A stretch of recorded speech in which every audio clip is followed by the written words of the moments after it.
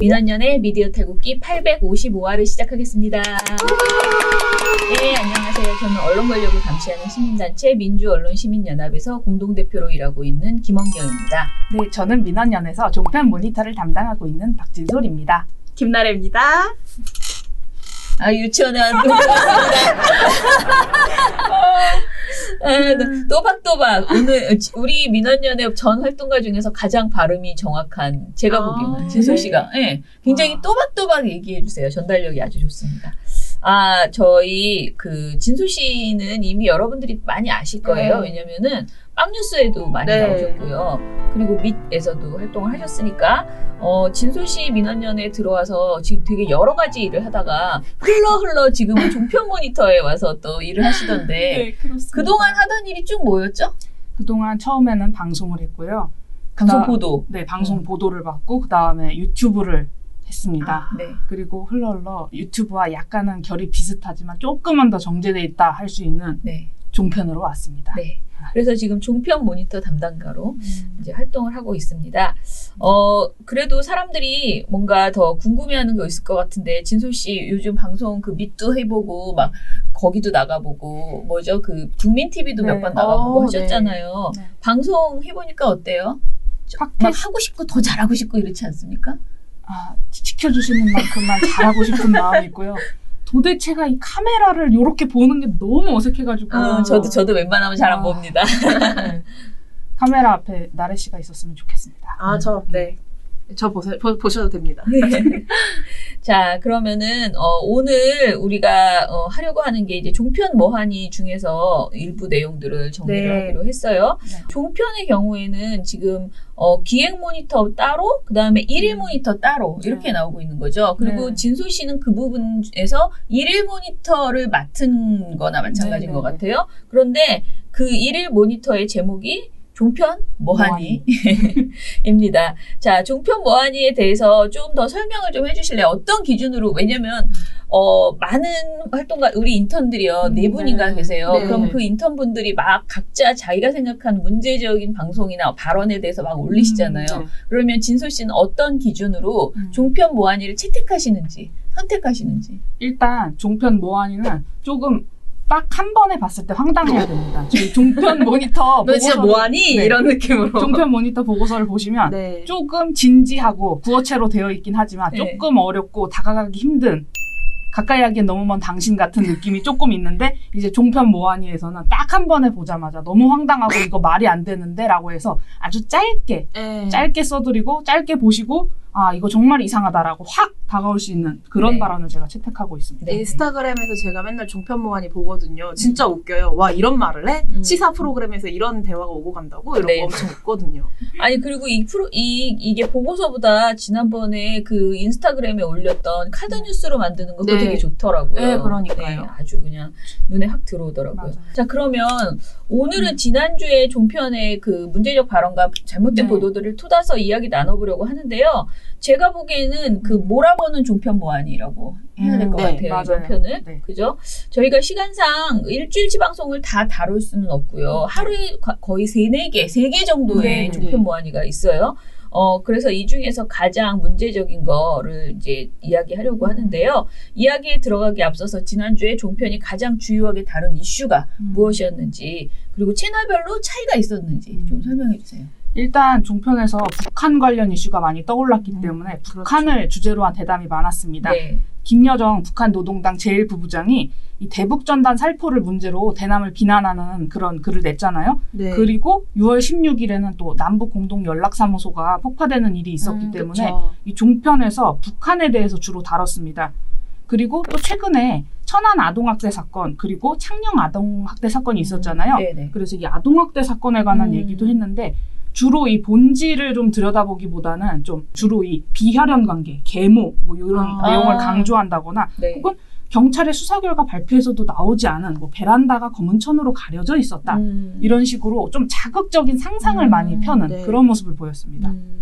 오늘은 우리가 이 아동학대 사건에 대해서는 길게 얘기를 하지 않을 거라서 제가 간단하게 저도 그 방송을 보면서 저도 왔다 갔다 하거든요. 제일 관심을 많이 갖는 게 이 아동학대, 왜 이걸 우리가 못 막지? 이게 우리나라가 지금 시대가 어느 시대인데 수많은 그 인권 문제가 있지만 그 중에서도 저는 가장 가슴이 아픈 게 이 아이들이 진짜 믿을 만한 어른이 없는 그런 보호받지 못하는 그런 상황, 그리고 가장 믿어야 되는 부모에게서 학대를 받는 그런 상황을 왜 우리가 못 막지, 우리나라가? 이 너무 단순한 문제인데 왜 못하지? 이게 너무 화가 나거든요. 근데 이 보도들을 보면서 제일 많이 느끼는 게 말씀하신 그 계모, 계부 이런 식의 이야기예요. 근데 이제 시대가 또 우리가 어느 시대입니까? 이혼을 밥 먹듯이 하는 시대입니다. 제가 보기엔 그래요. 주변에 보면. 그러면 이제 계부, 계모 이런 말 자체가 저는 없어져야지 된다고 생각을 합니다. 왜냐면 그렇게 누군가를 낙인 찍어서 이 사람이 잘못할 것이다, 잘할 것이다 이런 상식적으로 돌아가는 사회도 아니에요. 모든 계모와 계부가 다 그런 것도 아니에요. 그렇기 때문에 이런 표현들 자체가 저는 그냥 부적절한 표현이다. 굉장히 그 옛날식 그리고 편견을 조장할 수 있는 표현이다라고 생각을 해서 진짜 우리가 막아야 되는 것은 계부, 계모의 아동학대가 아니고요. 그냥 누구나의 아동학대를 우리는 전적으로 막아야 돼요. 네, 그런 제도를 만드는데 언론이 집중해야 돼. 고민해야 될 거 아니야. 왜 우리가 이런 일이 계속 발생하지? 그런 이야기는 안 하고 웬 자꾸 계부, 계모 얘기를 하냐고 짜증나게. 그러면 진짜 잘 키우시는 분들도요. 사람들로부터 굉장히 뭔가 좀 약간 불편한 시선을 받으실 수 있어요. 맞아요. 실제로 그 계부, 계모라는 분이 굉장히 많아요. 우리 주변에. 상관이 없는 이야기를 그렇게 언론이 가져다가 학대하는 게 굉장히 폭력적이고 반인권적이다라고 생각이 되고, 정말 자기들이 그렇게 인권을 중시한다면 진짜 아동학대가 왜 이루어지는지에 대한 본질에 정말 집중해서 제발 보도하고 대안 좀 내줬으면 좋겠다. 외국은 어떻게 하는지, 좀 나은 곳은 어떤 제도가 있는 것인지, 그래서 우리에게 허점은 무엇인지 이런 거를 짚어주는 그런 보도들이 좀 더 많이 나왔으면 좋겠다. 10분 공감합니다. 네, 그런 생각을 하고요. 자, 그러면 오늘 주제는 그게 아니고 북한 때문에 맞습니다. 아주 원래 우리가 또 종편 하면은 딱 두 가지로 먹고 사는 조직 아닙니까? 문재인 비판과 북한 울고먹기. 이 두 개로 먹고 사는 그 방송사였는데 얼마나 좋은 호재가 터졌습니까? 그러니 얼마나 많이 떠들었을지 기대가 되는데요. 이제 제가 안 여쭤볼 테니까 쭉 한번 얘기해 주세요. 네. 이 김여정 노동당 제1부부장 발언이 있었는데요. 네. 그 이후에 이제 조선의 오늘이라는 북한 대외선전 매체가 있습니다. 여기에서 6월 13일에 북한 옥류관 주방장인 오수봉 씨가 한 이 남한에 대한 막말을 실었습니다. 여기서 뭐 오수봉 씨 글을 제가 그대로 옮겨드리기에 근데 좀 저 많이 궁금한데 오수봉 씨가 도대체 어떤 사람인데 이 사람을 그렇게 자세하게 다루는 그러니까 거예요? 오수봉 씨는 옥류관 주방장인데요. 네. 북한 옥류관 주방장인데 이분이 대외선전 매체에서 북한 대외선전 매체에서 남한에 대한 막말을 퍼부었기 때문에 이분이 주목을 받은 겁니다. 네. 우리나라로 이렇게. 치면 그냥 일반인인데 대외선전 매체 나와서 막말 퍼부어서 그렇죠. 여기서 이분이 남한에 대한 막말을 퍼부었기 때문에 이것이 정치다에서 이 말을 전했는데 여기서 중요한 말을 전하지 않고 이 오수봉 씨가 냉면을 만드는 사람이 맞는가? 이거를 TV조선 이것이 정치다에서 6월 15일 방송에서 전했습니다. 그것이 정치다. 네, 이것이 정치다에서 그걸 전했습니다. 네. 예, 김미선 정치부 기자가 이 오수봉 씨가 9.15에 쳐넣고 싶은 심정이다라는 말을 했대요. 이 남한에 대한 막말을 퍼붓던 중에. 그러니까 여기서 9.15라는 것은 화로를 의미하기 때문에 냉면이 아니고 구이 요리를 하는 사람으로 추정되는 표현이다. 이렇게 매우 진지하게 얘기를 했습니다. 진지하게 말할 거리인가? 이거 장난친 거 아니에요? 옆에 있는 출연자들조차 이 말에 웃음을 참지 못했습니다. 근데 진행자가 이제 이거를 제지를 하고 뭔가 정리를 해야 되는데 이 진행자 윤정호 씨도 오수봉 씨가 옥류관에서 냉면을 만들지도 않는 사람이라는 지적이 있다. 그게 뭐가 중요한 거예요? 그렇습니다. 저도 뭐가 중요한지 모르겠습니다. 네. 그랬더니 김미선 씨가 옥류관 요리 전문 식당인데요. 거기서 자라 요리 전문 요리사인 것으로 보입니다. 문재인 대통령의 옥류관 오찬 활동 때 실제 자라탕이 나오기는 했습니다. 그래서 북한 기사를 찾아봤더니 이 오수봉은 식당 1층에서 자라탕 그리고 타조 육개장을 만드는 것으로 추정됩니다. 오수봉은 인터뷰에서 요리에 대한 열정을 드러내기도 했는데요. 저희가 잠시 뒤에 그 추정된 얼굴을 보여드리도록 하겠습니다. 아 죄송해요. 웃음을 참지 못해서 죄송한데 웃음을 참지 못하겠습니다. 이 뭐에 중요한지 모르는데. 그리고 김미선 씨는 여기서 오수봉 씨 나이가 40대쯤으로 추정된다. 이런 정보도 놓치지 않았습니다. 이 남북 관계가 경색되어 있는 국면에서 이 대남 관련해서 뭔가 막말을 퍼부은 옥류관 요리사가 사실은 자라 전문가다. 40대쯤으로 보인다. 이런 게 매우 중요하다고 정말 시간을 할애해가면서 이렇게 얘기를 한 겁니다. 13분이나 얘기를 했어요. 지나가듯 얘기를 한 것도 아니고 13분이나 시사 프로그램에서 이렇게 얘기를 한 건가요? 근데 이 김미선 기자는 같은 그 출연자들에게도 참 부끄러움을 주는, 왜 말은 저 사람이 하는데 부끄러움을 우리가 느끼는가, 그런 분위기, 정말 막 피식 웃거든요. 주변에 있는 이분이 뭐라고 하면 하도 이렇게 집요하게 자기 주장을 막 하고 우기니까 절대 웃지 않으세요. 네, 정말 진지하게 그렇지 않습니까? 막 이렇게 하시잖아요. 뭔지 알죠? 그 김미성 기자 보면 항상 이렇게 하시잖아요. 맞아요. 그래서 근데 자기는 진짜 신념에 쳐서 계속 이게 되게 중요한 주제이고 막 얘기하는데 옆에 있는 사람도 피식피식 막 웃고 그런 모습을 보면은 이게 TV조선의 조선의 오늘이 아니고 TV조선의 오늘이 아닌가 그런 생각이 듭니다. 참 씁쓸하고요. 이거는 사실은 어떻게 보면은 화제라기보다는 김미성 기자 개인의 캐릭터일 수도 있어요. 저는 그렇게 생각하는데, 그런데 이 개인의 진지한 이 발언을 13분씩이나 이런 주제로 할 수 있게 만드는 것이 TV조선이라는 매체의 한계가 아닌가, 그런 생각이 들어요. 방송에서 13분은요 굉장히 긴 시간이거든요. 그럼요. 그 진짜 아시죠? 김어준의 뉴스공장은 3분 단위로 쪼개고 있다는 거. 근데 13분씩이나 시간을 썼는데 그게 그 사람이 냉면을 하냐 구이를 하느냐 이런 걸 가지고 그것도 다 모든 게 다 카더라라는 그런 이야기를 했다는 게 참 어처구니가 없습니다. 자, 그러면은 북한이 남북공동 연락사무소로 폭파한 이후에 또 이제 얼마나 많이 그 장면을 그것도 볼만하잖아요. 정말 가슴이 막 굉장히 답답해지는, 어떤 사람이 시원하다고 하고, 왜냐면 일단 폭파 장면 자체는 굉장히 막 스펙타클하게 팍 하니까. 그러나 저것이, 저 건물이 가지고 있는 의미가 무엇이며 이것이 상징하는 것이 무엇인지 생각하면 가슴이 너무 먹먹해지는 그런 상황이었는데요. 자, 이거를 그러면은 방송에서는 어떤 뉘앙스로 전해줬을까? 시원하다고 전해줬을까? 저처럼 억먹하다. 그리고 이것의 의미를 전해줬을까? 이게 궁금해요. 네, 남북공동연락사무소가 폭파가 됐으면 이게 어떤 의미를 가지고 있는 건물이며 북한은 혹시 왜 이런 행동을 한 것인가, 뭐 이런 식의 분석, 앞으로는 우리 정부는 어떻게 하는가, 이런 거를 분석해줘야 마땅한데 이 역시 6월 16일 방송 TV조선 이것이 정치다에서 이 폭파하는 공법에 매우 관심을 가지고 폭파되는 순간이 잘 보이지도 않는다고 하면서도 매우 자세하게 전했거든요. 기 속에 한꺼번에 폭발한 걸 보면 지금 이 장면입니다. 4층짜리 건물인데요.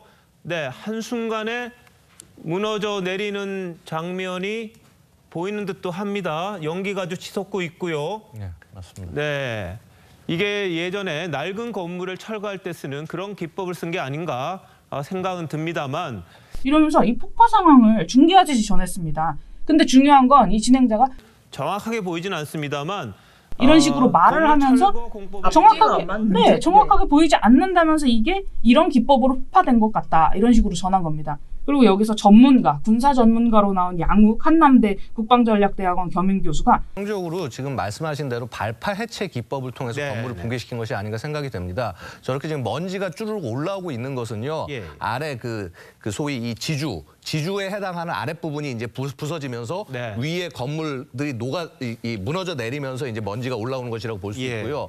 마찬가지로 가장 높게 지금 4층 부분이 된 이쪽 오른쪽에 보이는 건물이 무너지는 과정도 보고 있으면 아래부터 이렇게 붕괴를 해서 내려가는 모습을 볼 수 있습니다. 그래서 전형적으로 발파 해체 기법으로 폭발했다고 볼 수 있고, 사실 저것은요 하루아침에 될 수 있는 것이 아닙니다. 발파 해체를 준비하는 과정에서 최소한 2, 3일 이상의 기간이 걸릴 수밖에 없고, 이런 식으로 폭파 영상 분석을 되게 진행자와 출연자가 번갈아 가면서 분석하는 모습을 보였어요.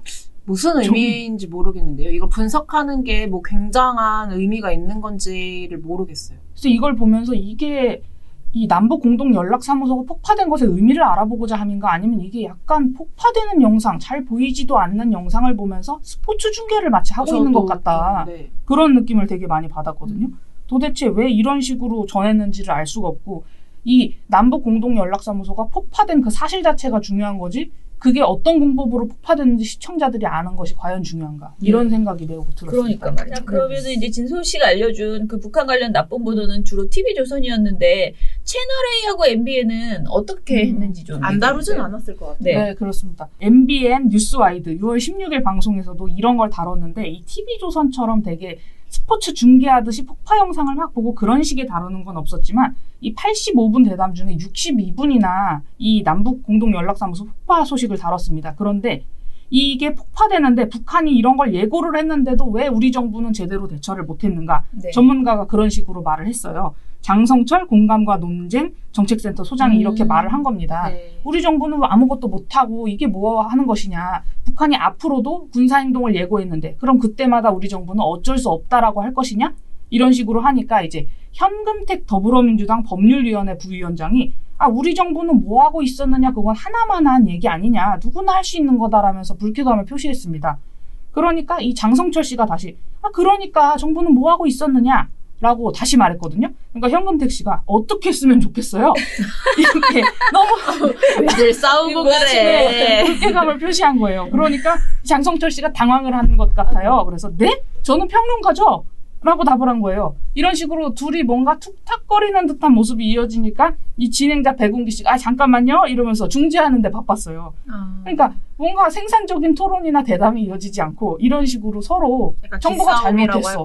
네. 그럼 뭘 할 수 있는데? 그건 누구나 할 수 있는 말 아니야. 이런 식으로 다툼이 오가고. 그러니까 약간 장성철 씨가 항상 자기는 무슨 정말 전지적 관찰자 시점에서 저 위에서 양비론을 막 휘두르거나 네. 또는 양비론도 아니고 일방적으로 정부만 맨날 공격하잖아요. 맞아요. 근데 지금 이 발언도 사실은 굉장히 정말 네가 통일부 장관이면 뭘 했을 텐데 이거 생각하고 말을 해야 되는데 그게 아니고 그냥 막 까는 거잖아. 그냥 맞아요. 그야말로 까고 있으니까 이 민주당의 그 법률위원회 부위원장은 너무 이제 언짢았던 거지. 진짜로 어떻게 했으면 좋겠어요. 난 평론가인데? 왜 나한테 물어봐는데 아무리 무책임한 말이다. 나는 평론가인데 이렇게 말할 게 아니라 적어도 내 생각에는 이러한 대처가 좀 있었으면 했었다. 그런데 그게 없지 않느냐라고 말하면 또 달랐을 텐데.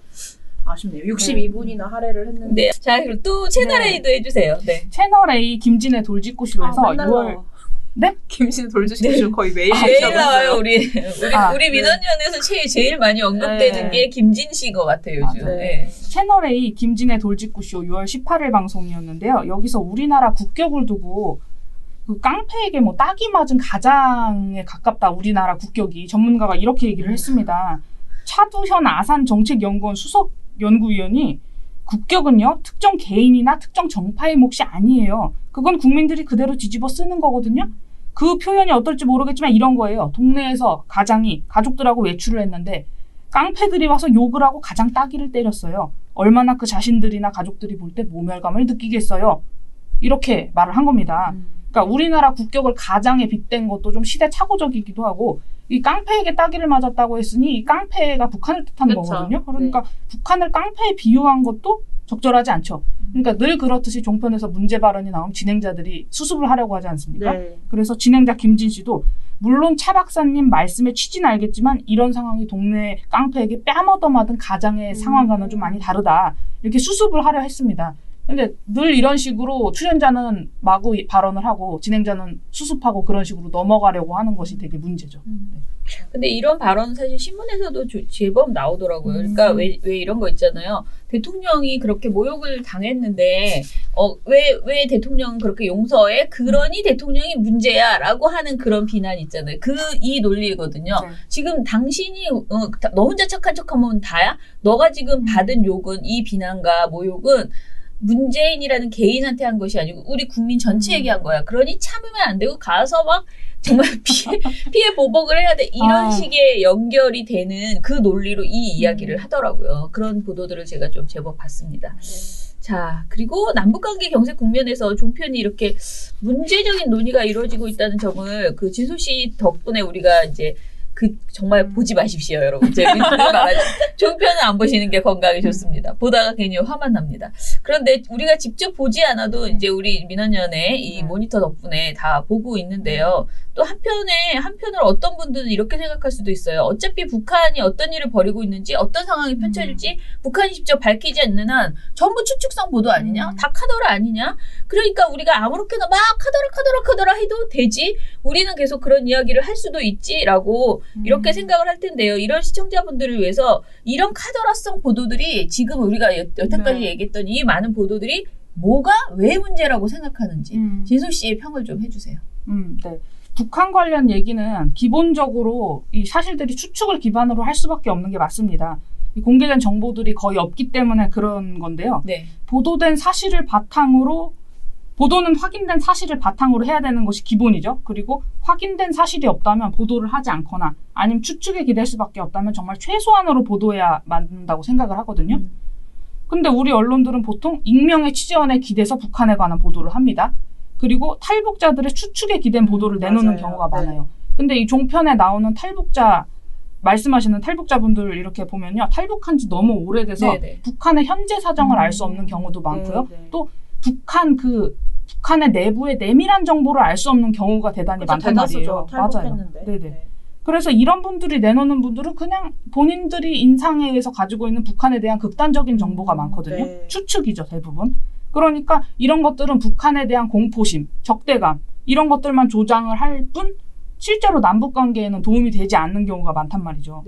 그러니까 이런 식으로 정보가 거의 없는 상황에서는 북한에 대해서 추측을 하기보다는 남북 경색 국면에서 이미 나와 있는 사실들을 바탕으로 북한의 우리나라를 비난하고 나선 이유는 뭘까? 그 배경은 뭘까? 이런 식으로 합리적으로 추론을 해보고 또 이런 국면을 우리 정부가 타개하기 위해서는 우리 정부는 뭘 해야 될까? 이런 식의 얘기를 하는 것이 훨씬 낫다고 할 수 있죠. 근데 이제 제가 최근에 토론회 한번 나갔거든요. 북한 대북 관련된 토론회를 나갔었는데 거기 이제 연합뉴스 장용훈 기자가 굉장히 좀 비교적 정확하게 북한 관련된 기사를 쓰시는 분이에요.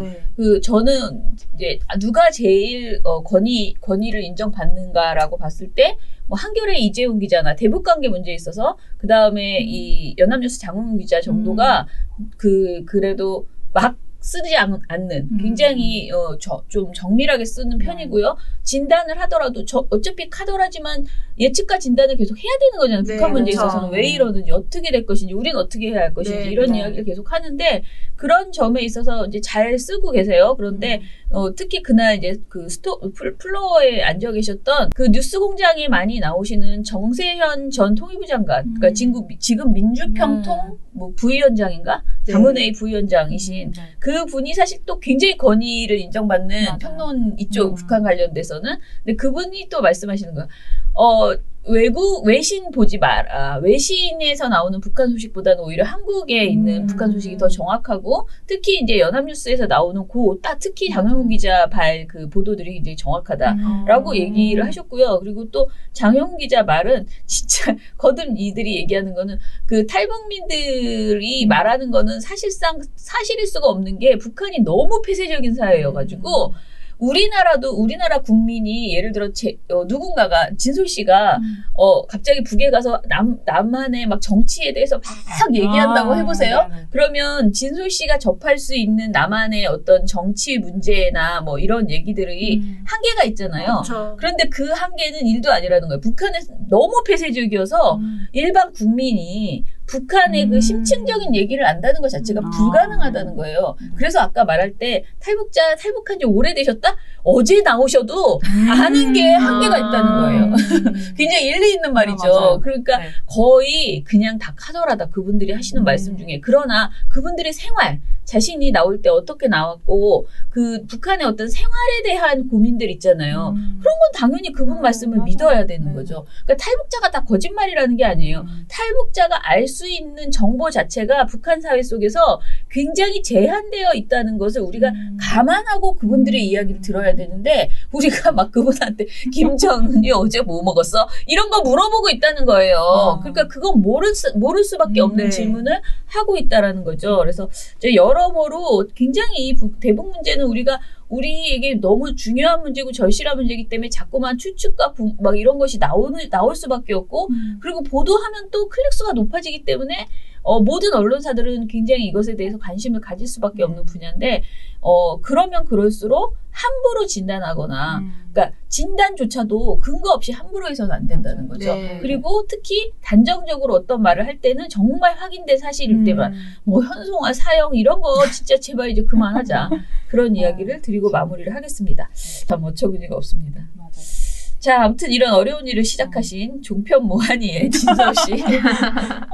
앞으로도 계속 정신 건강을 잘 관리하시면서 잘 해주시고요. 시청자분들에게 해주고 싶은 말씀 있나요? 네. 종편 보고서가 조금 너무 진지해서 멀리하고 싶다라고 생각하시는 분들은 이 종편 모한이로 뭔가 가볍게 종편의 문제점을 딱 접하시고 이 종편 보고서도 열심히 읽으셔서 이 종편의 문제점을 알고 비판을 해줘야지 결국 종편이 바뀔 수도 있고 혹은 뭔가 심의에 많이 걸려서 뭔가 안 좋은 운명을 맞이하게 될 수도 있잖아요. 그러니까 여러분들이 결국 관심을 가져주셔야 모든 문제가 해결이 될 수가 있다. 그러니까 종편 모한이를 통해 종편의 문제점과 친해지시라 이렇게 권해드립니다. 네. 자, 그러면 오늘 방송 댓글 좀 읽어보고 마무리하겠습니다. 852회 조선일보 바로잡습니다를 바로잡습니다에 대한 댓글 볼게요. 이권님 같은데요. 민원연 지지하고 존경합니다. 이렇게 외롭게 고군분투하고 계신 여러분들이 이 시대의 진정한 영웅이십니다. 감사합니다. 라고 해주셨어요. 싸이의 챔피언 노래 가사가 자연스럽게 이어지는 챔피언. 네. 감사합니다. SJ리님은 봉블리 팀장님 언제 봉블리가 됐어? 아유 나 참 아쉽지만 그동안 수고하셨고요. 항상 응원합니다. 그럼 뭐합니까? 지금 어제도 출근해서 저랑 일하고 일요일날도 저랑 제가 붙잡고 앉혀놓고 저희 지금 마무리 아직 못한 보고서가 있어서 혹시 또 오시나요, 봉우 팀장님? 예? 또 와야 되나요? 오늘도 옵니다. 어떡해. 오늘도 11시 넘어서 도착하기로 했습니다. 아이고. 그래서 제가 신발 하나 사줬습니다. 계속 인건비를 들 순 없잖아요. 그래서 왜냐면 이 일은 제가 꼭 빨리 마무리를 하고 싶어요. 네. 그런데 이게 봉우 씨가 하던 일이기 때문에 제가 다시 또 붙잡으면 너무 시간이 많이 걸리고 그래서 막 지금 칭찬하면서 놀면 뭐하니? 내가 진짜 놀면 뭐하니를 하고 있어. 집에서 놀죠. 놀면 뭐해요? 그러면서 근데 참 선한 분이시라 에이 씨 그러면서 또 나와서 오늘도 오후에 나와서 일 좀 할 겁니다. 재밌네요. 투아이브 박미정님, 봉우리 팀장님 5년 동안 너무너무 고생하셨습니다. 조금 힐링하세요. 힐링할 시간을 제가 안 주고 있어서 아이고 미안해라. 이러다가 또 고용노동부에 또 신고당할까봐 무섭습니다. 스트레스가 너무 많을 것 같아요. 그런데 그 점집 용하다고 해야 하나요? 정의가 많다면 좋은 건데 승리라고 생각되지 않는 이 느낌적인 느낌은 뭘까요? 한 달 동안은 저리톡에서 뵐게요 라고 하셨습니다. 감사합니다. 진솔님도 한번 읽어주세요. 네. 이거 김원경 대표님한테 매우 좋은 거네요. 박한수님, 김원경 대표님은 포에버 이렇게 해주셨고 쿠텐탕님, 악의적 왜곡 보도 많이 하는 SBS 뉴스도 감시 부탁드립니다. 네, 이렇게 하셨고 이건 민원연에 좋은 거네요. 미스터 파크, 오늘도 고생이 많으시네요. 민원연 사랑합니다. 감사합니다. HJ 킴님은 봉봉 팀장님 마지막이라니 다음 달엔 저널리즘 제2에서 봐요라고 했는데 저리톡은 다음 달까지 갑니다. 7월 말까지 간다고 저는 들었습니다. 그리고 오늘 저도 저리톡에 나가거든요. 오늘 저녁에. 근데 이 방송은 내일 나가잖아. 그죠? 그러니까 저도 그래서 저리톡에 봉우 씨랑 같이 그 저리톡 라이브도 나가기로 했어요. 요번에만. 오늘 봐야겠다. 네. 오늘 저희 방송 틀어놓고 저리톡 봐야겠어요. 저번에 저리톡에다 제가 몰래 댓글 달았거든요. 이봉우 팀장님 화이팅, 말 잘한다 달았는데 저리톡 제작진분이 미디어 탈곡기님 와주셔서 감사합니다. 댓글을 단 거예요. 내적 친밀감을 쌓았다는 점. 재밌습니다. 그리고 왜 이렇게 봉우 씨 얘기가 많아. YUTV님. 팀장님 이제 무대에서 많이 뵙는 건가요? 쏙쏙 들어오는 목소리 때문에 화면 안 봐도 내용 잘 들려서 좋았어요. 그동안 애쓰셨어요. 안 그래도요 지금 노래 연습 많이 하겠다고. 우와 멋있어. 앞으로 매일매일 노래 연습하러 간다고 합니다. 이권님 또 써주셨는데 아니 걔들이 오직 팩트만을 보도한다고 무슨 쇼를 하는 것인지 모르겠습니다. 믿어서는 안 되죠 라고 하셨습니다. 감사합니다. 언주왕님도 늘 고맙습니다. 언론을 바라보는 시각의 폭을 넓혀주는 민원연 지지합니다 하셨어요. 자 그러면은 팟빵은 읽어주실래요?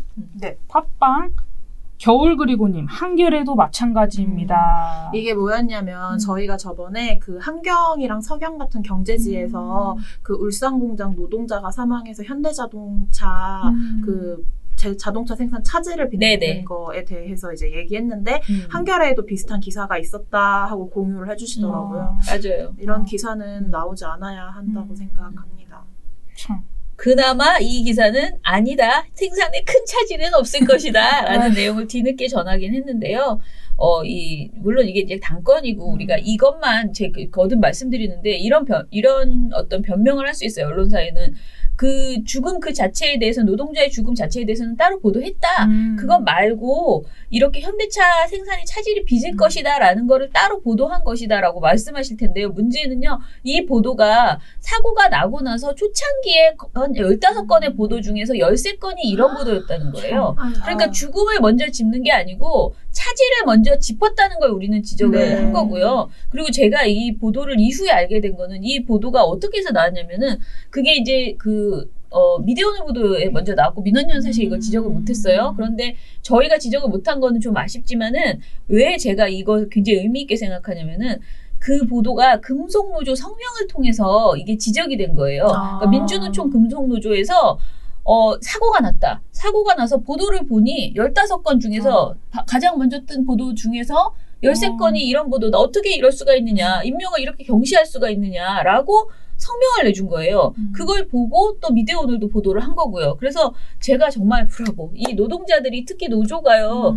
자신들과 관련된 언론 보도에 대해서 금속노조처럼 보시고요. 본인들의 시각을 담아서 지적해 주셔야 돼요. 민원연 이거 다 못해요. 우리 인력도 그게 안 되고요. 결국은 모든 당사자가 자신들과 관련된 보도에 대한 대응을 해주실 수 있는 게 가장 좋고 민원연이 해야 되는 일은 그거를 하실 수 있도록 도와드릴 수는 있죠. 어떤 관점을 우리가 잡아드리거나 교육을 나가거나. 근데 정말 이거 굉장히 그 금속노조의 성명이 굉장히 빠르고 좋았다라는 것을 전 나중에 알았는데 그걸 보고 정말 훌륭하시다. 모든 노조가 이렇게 일하실 수 있도록 우리가 좀 도와줬으면 좋겠다. 이런 생각을 저는 했습니다. 자, 그리고 노란색 메모지님, 한국 언론 신뢰도가 42, 꼴찌! 기자들은 반성을 더 많이 해야 하지 않을까요? 라고 하셨습니다. 그러니까 우리 국민이 우리 언론을 믿는 신뢰도가 세계에서 꼴찌라는 게 가장 좀 이게 슬픈 일이죠. 요것만 읽어주시고 마무리합시다. 네. 미련곰탱님, 오늘부터 봉우 팀장님 옆자리가 누가 올지 기대가 되네요. 아님 대표님 혼자서 방송하시는 건 아니겠지요? 왜 혼자 하시면 아닙니다, 왜 혼자서 하시면 목소리가 잠기실 텐데요. 혼자 하면은 재미가 없어요. 하는 맛이 없어서. 네, 그래서 이렇게 돌아가면서 활동가들이 들어오고 있습니다. 자, 그럼 오늘 방송 이것으로 마무리할게요. 오늘 굉장히 재밌었습니다. 수고하셨어요. 네. 민원연의 미디어 탈곡기는 내일도 열심히 털어드리겠습니다. 탈탈탈 안녕.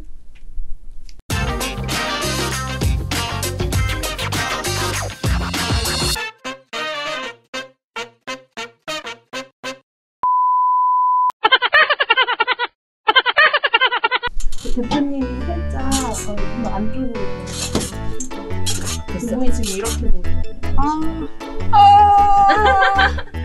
어색한지. 네, 저 녹화 기다렸으니까 보시고 있어요. 내려칠게요. 한 사람이 쳐야 돼. 맨날 우리 둘이 같이 있죠. 잠깐만, 밟아주시고 갑시다.